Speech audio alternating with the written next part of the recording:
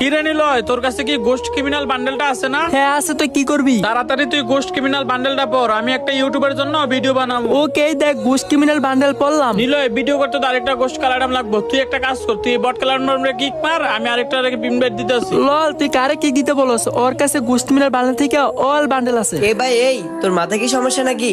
ওর মতো বট কালো ড্যামের কাছে কিভাবে গোস্ট ক্রিমিনাল বান্ডেল থাকে? তুই কি আমাকে বলদ বানাস? তুমি কি পাগল নাকি? ওর কাছে এরম দেখে যে গোস্ট ক্রিমিনাল থাকবো না এমন কোনো কথা না। এখনই দেখা যাবে। এই কালো এডাম, তোর কাছে না গোস্ট ক্রিমিনাল বান্ডেল আছে? তুই তাড়াতাড়ি পড়, না হলে তোর খবর আছে। ও আমার বাল দেখাবো কিছু নাই, দেখেই তো এডাম ক্যারেক্টার নিয়ে আসে। এই নীলয় বোকাচন্দ্র আমাদেরকে বলদ বানাইতেছে। এত অস্থির হইতেছ কেন? যদি ওই গোস্ট ক্রিমিনাল দেখাইতে পারে তাহলে তোরা কি করবি? কি করবো মানে?